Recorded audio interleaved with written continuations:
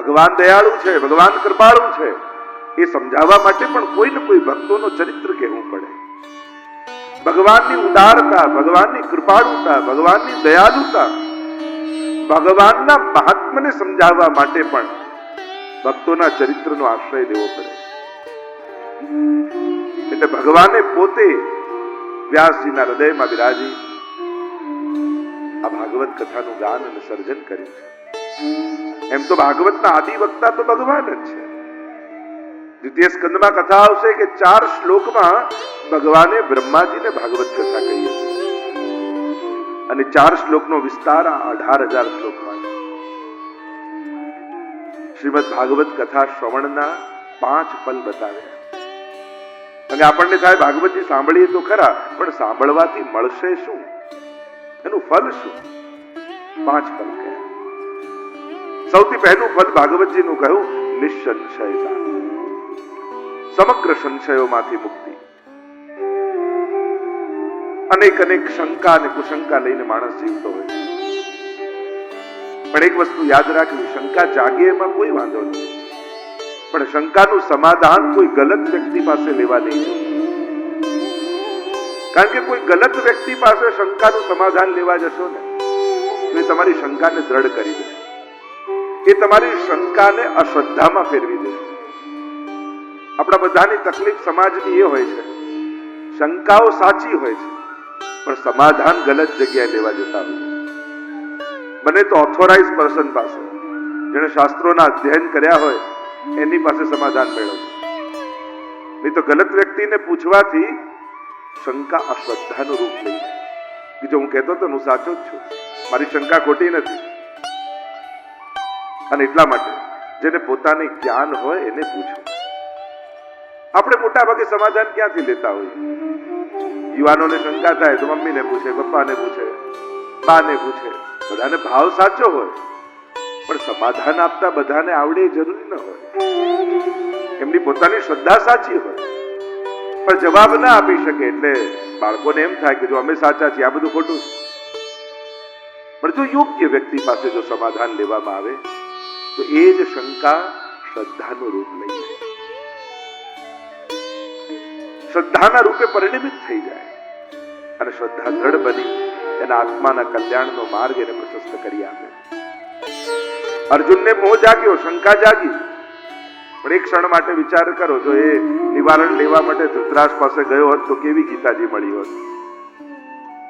કૃષ્ણને પૂછ્યું તો ભગવદ ગીતા મળે, ધૃતરાષ્ટ્રને પૂછ્યું હોત તો ક્યાંક કયો શાસ્ત્ર મળે? મોહ શાસ્ત્ર પ્રગટ થઈ જાય. એ તો એમ જ કે લડાતું હશે, ચાલ આપણે બંને ઘરે જતા રહીએ. ગલત વ્યક્તિ પાસે શંકાના સમાધાન નહીં લે, શાસ્ત્રોને પૂછો. સત્ય અને અસત્ય નક્કી કરે છે શાસ્ત્ર, વ્યક્તિ પણ નહીં. શાસ્ત્ર પ્રમાણિત જે ધર્મ છે એ જ ધર્મ છે. શાસ્ત્ર નિષિદ્ધ જે વાત કરી એને અધર્મ કહેવામાં આવે. કારણ કે દરેકની ઈચ્છા પ્રમાણે જો દુનિયા ચલાવવાની હોય તો દરેકે કાયદા પોતાના જુદા બનાવવા પડે, અને દરેકના કાયદા જુદા હોય તો દુનિયા ચાલે. કોઈ કે હું લેફ્ટ સાઈડ ડ્રાઇવિંગ કરીશ તો હું શું કરવા માનું તો રાઈટ સાઈડ કરીશ, તો ટ્રાફિક ચાલી ન શકે. ક્યાંક કોઈએ કોઈ કાયદા, કોઈ એક સનાતન નિયમને ફોલો કરવું પડે. અને એટલા માટે ભગવાને આ માનવ જાતિને ઉત્તમ રીતે જીવવા માટે ધર્મશાસ્ત્રોમાં નિયમો આપ્યા છે. ધર્મ એટલે રૂકાવટ નહીં, ધર્મ એટલે વ્યવસ્થા. અને વ્યવસ્થામાં રહીને જ્યારે જીવીએ છે ત્યારે કેવલ આપણા સુખનો વિચાર નથી થતો, એ બીજાના સુખનો વિચાર પણ થાય છે. દરેકને જીવવા માટેની તકો શાસ્ત્રો આપે છે, ધર્મ આપે છે. મનુષ્ય કેવલ પોતાનો વિચાર કરીને જીવે છે, અને દુનિયામાં જ્યારે દરેક વ્યક્તિ કેવલ પોતાનો વિચાર કરીને જીવે તો દુનિયા અસ્તવ્યસ્ત થઈ જાય. અને આવું જ કંઈક દુનિયા સાથે થઈ રહ્યું છે. આપણા બધાની તકલીફ આપણે વ્યસ્ત છીએ એ નથી, લોકો અમે બિઝી છીએ, વ્યસ્ત છીએ એ તકલીફ નથી, આપણે બધા અસ્ત વ્યસ્ત છીએ એ પ્રોબ્લેમ છે. જે એક પ્રોપર વે થી જીવન જવું જોઈએ, જેમાં બધાના જીવનનો વિચાર હોય, એ જ ઉત્તમ જીવન છે. તો નિસંશયતા એ પહેલું ફળ. ભાગવત સાંભળશો તો ભગવાન સંબંધી, જીવન સંબંધી, ધર્મ સંબંધી બધી જ શંકાઓનું નિવારણ મળે. ભાગવતજી અદ્ભુત ગ્રંથ છે. એ સમાધાન આપે છે, શાંતિ આપે છે. બીજું ફળ આપ્યું ભાગવતજી શ્રવણનું દ્વિતીય ફળ છે ભગવત કૃપાનો અનુભવ. ઠાકોરજીની મારા ઉપર કૃપા છે એ વાત સમજાય, એ દેખાય. અત્યારે પણ થઈ જ રહી છે, પણ આપણને દેખાતી નથી ને સમજાતી નથી. આપણને એમ લાગે કે હાથમાં કોઈ વસ્તુ આવે ત્યારે જ કૃપા. ભગવાન પાસે ઉભા રહો ને ત્યારે બે હાથ જોડીને એટલું જરૂર કહેજો કે પ્રભુ સંજોગો નબળા અને સારા બંને આવશે, પણ તું મારી સમજ ક્યારે નબળી ન થવા દે. મારી સમજને ઉત્તમ બનાવીને રાખજે, જેથી દુર્ઘટનાઓમાં પણ, વિપરીત સંજોગોમાં પણ હું તારી કૃપાને જોઈ શકું, તારી કૃપાને સમજી શકું. આટલી તો સમજ, એ બસ એટલી સમજ મને પરવર દિગાર દે, સુખ જ્યારે જ્યાં મળે ત્યાં બધાના વિચાર. ભગવત કૃપાનો અનુભવ. ત્રીજું કહ્યું સાક્ષાત ભગવત પ્રાપ્તિ. ભાગવતજી સાંભળે અને ભગવાન મળે. પણ ભગવાન મળવાના અનેક પ્રકાર છે, અનેક રીતે મળતો. આપણા ધાર્યા પ્રમાણે ને આપણા કયા પ્રમાણે નથી મળતો. એને એની રીતે મળવું ગમે છે અને યોગ્ય સમયે મળે છે. આપણે બોલાવીએ એટલે રાહ જોઈને ઉભો નથી કે સામે આવીને ઉભો રહી જાય. અને ઘણાને તો એમ જ હોય, દેખાય તો જ પરમાત્મા, દેખાય નહીં તો ભગવાન નહીં. હું તો ઘણી વાર એટલે જ કહું કે થોડું કરીને આગળ આગળ દેખાય માણસ, અને બધું જ કરી ક્યાંય ન દેખાય એ જ તો ભગવાન છે. એને દેખાવાની આદત જ નથી. એ સુદામાને આપે, ખૂબ આપે, પણ સુદામાને ખબર ન પડવા દે કે મેં તને આપ્યું છે. એને દેખાવાની આદત નથી, એને યાદ અપાવવાની આદત નથી, એને કહેવાની આદત નથી. એ તો આપણે યાદ રાખવાનું કે આપનારો એ છે. ભગવત પ્રાપ્તિ થાય ભાવ રૂપે, પ્રેમ રૂપે, આનંદ રૂપે. ભગવાન અનેક રૂપે મળે છે. પ્રેમ હરિ કો રૂપ હૈ, જો હરિ પ્રેમ સ્વરૂપ, એક હોય દ્વય યો લસે, જો સૂરજ અરુધુ. આ બધા જ સમાનાર્થી શબ્દો છે. એને કૃષ્ણ કહો, એને આનંદ કહો, એને રસ કહો, એને પ્રેમ કહો, આ બધા જ સમાનાર્થી રૂપે વપરાય શાસ્ત્રોમાં. અને એટલા માટે એ આનંદ રૂપ છે. એટલે તો નંદ ઘેર આનંદ ભયો એમ કહીએ. કાલે જો ને સચ્ચિદાનંદ રૂપા, એ આનંદ રૂપ. નંદ ઘેર આનંદ ભયો, કારણ કે વેદમાં બ્રહ્મનું સ્વરૂપ જ કહ્યું, આનંદ માત્ર કરપાદ મુખો દરાદી. જે સર્વાંગ આનંદમય છે એ જ પરમાત્માનું સ્વરૂપ છે. અને એટલે નંદ ઘેર આનંદ ભયો કહીએ. પણ કયા નામે? તો કે જય કનૈયાલાલ, કૃષ્ણના નામે. જયો છે એ જ આનંદ, અનેક રૂપે મળે. ચોથું કહ્યું ભગવાન કૃપા કરે. ભાગવતજી સાંભળવાથી અભયત્વ આવે, નિર્ભયતા આવે. અનેક ભયોથી ગ્રસિત જીવ,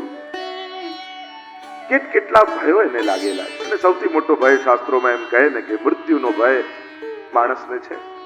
હવે વિચાર કરો, જેણે મૃત્યુનો અનુભવ ક્યારે ન કર્યો હોય એ વસ્તુની બીક એને કેમ લાગે છે? તમે આગમાં દાઝ્યા હો તો તમને અગ્નિથી બીક લાગે કે આપણે બળ્યા. નાના બાળકને બીક ના હોય, કારણ કે ક્યારે દાઝ્યો ના હોય એટલે આપણે એને પકડવો પડે. પણ એકવાર દાઝી જાય પછી બીક લાગે ને. એટલે કે અનુભવ કર્યો હોય તો જ માણસમાં એ પ્રકારની ભાવના પેદા થાય. મૃત્યુથી માણસ કેમ ડરે છે? અનુભવ તો કર્યો નથી. તો કે ના, અનેક જન્મોથી એ મૃત્યુનો અનુભવ કરતો આવ્યો છે. એ જ પ્રમાણ છે કે એને મૃત્યુનો ડર લાગે છે. જો એને ક્યારે મૃત્યુનો અનુભવ ન કર્યો હોત તો મૃત્યુનો ભય એને ન હોત. બાળક અગ્નિથી દાઝે નહીં તો એને અગ્નિની બીક ન લાગે. એકવાર દાઝે તો ડરી જાય, દૂર રહે.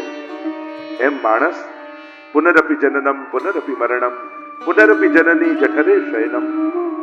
અનેક જન્મ જન્માંતરથી જન્મ મૃત્યુના ચક્કરમાં ફરતો ફરતો માણસ આજે આવ્યો છે. અને એટલા માટે અનેક વાર મૃત્યુની પીડાનો અનુભવ એને કર્યો છે, એટલે મૃત્યુથી એ ડરે છે, એને ભય છે. ભાગવતજી એવી દિવ્ય ગાથા છે કે મૃત્યુના ભયથી મુક્ત કરી દે છે. મરને સે સબ જગ ડરે, મેરે મન આનંદ, और मरने ही ते पाइए पूर्ण परमानंद. મૃત્યુને મહોત્સવ બનાવનારી આ કથા ભાગવતી કથા છે. મૃત્યુને મારી શકાતું નથી, મરણને મારી ન શકાય, મૃત્યુને મારી ન શકાય, મૃત્યુને કેવલ સુધારી શકાય. મૃત્યુથી કોઈ બચી શક્યું નથી, પણ જેણે મૃત્યુને સુધારવાની કોશિશ કરી છે એ તરી ગયા છે, અમર થઈ ગયા છે. અને એટલા માટે મૃત્યુથી ડરો નહીં. ભગવાન ગીતાજીમાં તો બહુ સહજ રીતે મૃત્યુને બતાવે. વાસાંસ જીર્ણાની યથા વિહાય નવાની ગૃહણાતિ નરોપરાય. જેમ જૂના કપડા પહેરીને માણસ નવા કપડા પહેરી લે, બસ આ જ મૃત્યુ છે. જેમ ઝાડમાંથી ખરેલા પત્તાઓ ફરી ઉગે, બસ આ જ મૃત્યુ. નવા જીવનની શરૂઆત એ જ મૃત્યુ. એમ આપણું દેહરૂપી કપડું ઘણાનું 10 વર્ષનું, ઘણાનું 50 વર્ષનું, ઘણાનું 60, ઘણાનું 80 વર્ષનું. આ જૂનું થયેલું કપડું કાઢી શરીર રૂપી અને નવું કપડું પહેરીએ, એ જ જન્મ મરણની ઘટમાળ છે. અભયત્વનું દાન ભાગવતજી કરે છે. જેણે ભાગવતજીની કથા સાંભળી છે એને મૃત્યુનો ભય રહેતો નથી. એના માટે મૃત્યુ પણ પ્રભુના મિલનની ઘડી હોય છે. કારણ કે આ દેહ છૂટશે તો આ જીવાત્મા પરમાત્માની પ્રાપ્તિ કરશે. પણ ઘણી વાર તકલીફ શું થાય, માણસ મૃત્યુને સુધારવાની ચિંતામાં જીવન સુધારવાનું ભૂલી જાય છે. મારું મરણ સુધરે એ ચિંતામાં જીવન સુધારવાનું ભૂલી જાય. જેણે જીવન સુધાર્યું છે એનું જ મૃત્યુ સુધરે છે. કોઈ એમ વિચાર કરે કે છેલ્લી ઘડીએ ભગવાનનું નામ લઈ લઈશું. આ શાસ્ત્રોમાં કહ્યું અંત સમય પણ ભગવાનનું જે નામ લે ભગવત પ્રાપ્તિ કરે, પણ છેલ્લે ઘડીએ ભગવાન યાદ આવવા બહુ અઘરા છે. એમને સ્મરણ નથી થતું. આખી જિંદગી જેની પ્રેક્ટિસ કરી હોય ને એ જ યાદ આવે. આખું જીવન જે કાર્ય કર્યું હોય એનું સ્મરણ થાય. પાંચમું ફળ કયું? ભગવત પ્રેમ. ભાગવત સાંભળવાથી ભગવાનમાં પ્રેમ જાગે છે. મુક્તિ સરળ છે, પુણ્ય સરળ છે, પણ ભગવત પ્રેમની પ્રાપ્તિ બહુ જ દુર્લભ છે. જેના પર પ્રભુની કૃપા હોય. ભાગવતજી ભગવત પ્રેમ આપનારો ગ્રંથ છે. ભાગવત સાંભળશો, મારો તો અનુભવ છે. ઘણા દુનિયાભરમાં એવા લોકો જોયા, ભગવાનમાં ન માનતા હોય એવા લોકો પણ ભાગવત સાંભળીને પરમ ભક્ત બની જાય છે. ભગવાન પ્રત્યેનો પ્રેમ જાગૃત થઈ જાય છે. એવી આ દિવ્ય ગાથા છે. આવો પ્રવેશ કરી મહાત્માની કથામાં. સનત કુમારો સત્સંગ માટે એકત્રિત થયા હતા અને નારદજીને જતા જોયા. ઉતાવળે નારદજી જઈ રહ્યા છે. સનત કુમારોએ જોયું કે જેના મુખમાં ચિંતન હોવું જોઈએ એના મુખમાં ચિંતા છે. નારદજીને પૂછ્યું, આપ ચિંતાતુર કેમ છો? અને ત્યારે નારદજીએ પોતાની વ્યથા અને કથા કહેતા કહ્યું, અહમ તો પૃથ્વીમ યાતો જ્ઞાત્વા સર્વોત્તમામિતિ. આ પૃથ્વીને સર્વોત્તમ જાણી હું યાત્રા કરવા માટે આવ્યો. કારણ કે આ પૃથ્વીમાં ભક્તિ કરવાની ને ભગવાન મેળવવાની જેટલી સુવિધાઓ છે એટલી બીજા કોઈ લોકમાં નથી. આ માનવ દેહમાં ભક્તિ કરવાની જે સુવિધાઓ છે એ બીજા કોઈ દેહમાં નથી. એટલે તો કહ્યું, બડે ભાગ માનુષ તન પાવા. આ માનવ દેહ દુર્લભ છે. કારણ કે અન્ય કોઈ દેહમાં, આજે તમે પશુ પંખીઓના પણ બધા દેહ જુઓ, એ લોકોની આંખો છે, એ લોકો પણ જુએ છે, પણ માણસ પાસે એવી આંખો છે કે આ આંખોથી ભગવાનને જોઈ જન્મ મરણના ચક્કરમાંથી છૂટી શકે. એ લોકો પાસે પણ જીભ છે, એ લોકો બોલી શકે છે. પોપટ પણ રામ નામ બોલે, પણ એ રામના કાન સુધી પહોંચતું નથી. માણસ રામ બોલે ને તો છેક રામ સાંભળે, એવી જીભ માણસ પાસે. પ્રાણીઓ પાસે પણ કાન છે, એ લોકો સાંભળે છે, પણ માણસ પાસે એવા કાન છે કે આ કર્ણથી કથા સાંભળી એ જન્મ મરણના ચક્કરમાંથી છૂટી શકે છે. એટલે કે માણસની એક એક ઇન્દ્રિયો એના મુક્તિના સાધન છે, એના મુક્તિના દ્વાર છે. આ વિષયો માટેના બંધન નથી, આ ભક્તિ કરવાના સાધનો છે. સાધારણ વ્યક્તિ ઇન્દ્રિયોને વિષય ભોગના સાધન માને છે અને ભક્ત એને ભક્તિ કરવાના સાધન માને છે કે ભગવાને ઇન્દ્રિયો આપી છે એની ભક્તિ કરવા માટે, ભગવાનનો અનુભવ કરવા માટે. અને એટલા માટે આ માનવ દેહ દુર્લભ છે. કહ્યું હું યાત્રા કરવા માટે આવ્યો. જો આપણે ત્યાં 3 સ્થાન કયા, તીર્થ, ક્ષેત્ર અને ધામ. જ્યાં જલ અને સ્થળ બંનેનું મહત્વ હોય એને તીર્થ કહેવાય. જ્યાં ભૂમિનું મહત્વ હોય, સ્થળનું મહત્વ એને ક્ષેત્ર કહેવાય. અને જ્યાં પ્રગટ રૂપે પરમાત્મા સદા માટે બિરાજતા હોય એને ધામ કહેવાય. આ બધા જ સ્થાનોમાં નારદજી પરિભ્રમણ કર્યું. કહેવા લાગ્યા બધે જ હું ગયો તીર્થોમાં, પણ ક્યાંય મને શાંતિ ન દેખાય. કલિયુગનો પ્રભાવ ચારે બાજુ દેખાય.